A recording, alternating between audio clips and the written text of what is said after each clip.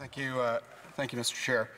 Mr. Chair, last week, Friday, Statistics Canada was to release labour force survey data at 8:30 a.m. Eastern Time. One of the most important and market-moving indicators of the month, but someone in this government leaked that information ahead of time, almost 45 minutes ahead of time, and exclusively to Bloomberg terminal users on Wall Street and on Bay Street that pay thousands of dollars for those terminals a month. Moving markets, the Canadian dollar moved 8 basis points in that short period of time, and billions were made or lost on the market. Section 34 of the Statistics Act make it a criminal offence for someone to leak information that might influence stock or bond or currency markets. Has the government notified the RCMP about what appears to be a criminal breach of the Statistics Act? The Honourable Minister. Again, Mr. Speaker, I'd like to thank the honourable member for his question.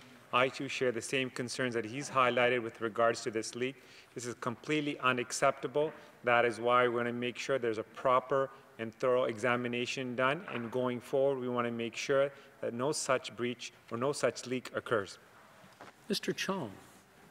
Statistics Canada said that no earlier than 2 p.m. the previous day that staffers and ministers' offices, including the Prime Minister's office, Finance office, the Employment Minister's office, and the Industry Minister's office would have received this secret information. Statistics Canada has also indicated that it's begun an internal investigation. Will the minister commit to fully cooperating with this investigation? The Honourable Minister.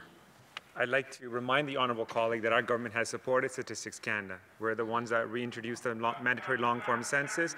We're the ones that funded more money for Statistics Canada. And any such investigation, any leak, the member opposite knows will be fully cooperative. Mr. Chong. Will the minister commit to making the results of this investigation public?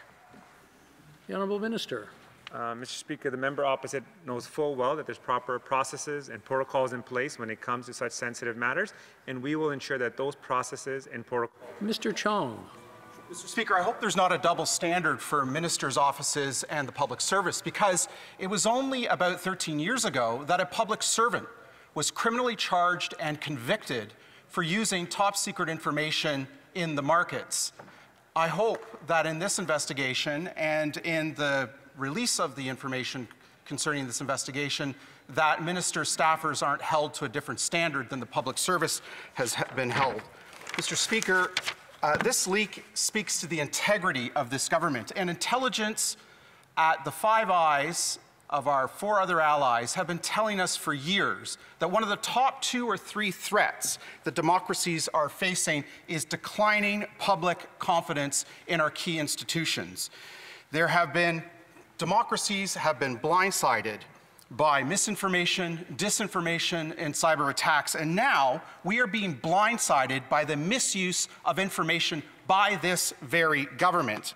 Now, that doesn't even, the government's own National Statistical Gathering Agency doesn't trust this cabinet or this government, and that's why they announced several days ago that they would suspend the pre-release of information to the cabinet.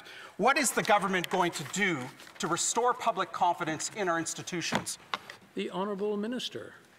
Mr. Speaker, our government has remained steadfast in its support for Statistics Canada. I'd like to remind the honourable colleague, we are the government that brought forward legislation to strengthen the independence of Statistics Canada. We're the government that brought forward measures to make sure that they had additional monies for conducting the proper long-form, mandatory long-form census as well. And when it comes to the leak that the member opposite is talking about, we're not going to prejudge the outcome. We have been very clear that the proper processes and protocols that are in place will be followed. We have time for a very brief question. Mr. Chong. Mr. Speaker, I hope the government will call the RCMP and notify them about this, what appears to be a criminal breach of the Statistics Act, because it was a previous Liberal minister who himself was subject to a lot of misinformation and target of improper allegations about his office's use of information that leaked about the income trust changes that the previous Liberal government had brought. And the RCMP begun an investigation. In the course of the investigation, they charged, and ultimately a public servant was convicted of breaching that secret information.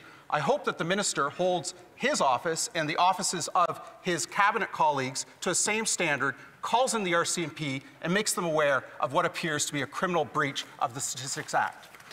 The Honourable Minister, in 30 seconds or less, please. Sorry, how much time do I have, Chair? We're over time, but I'm allowing 30 seconds so we can get a full. Well, I appreciate that very much. Again, I want to take this opportunity to say that leaks of this nature are completely unacceptable. We have been very clear that we are going to take the appropriate steps. Statistics Canada is taking the appropriate steps. But I want to remind the member opposite, we're not going to prejudge any outcome at this stage. And again, it is our government that has been consistently supporting Statistics Canada and its work through the previous years.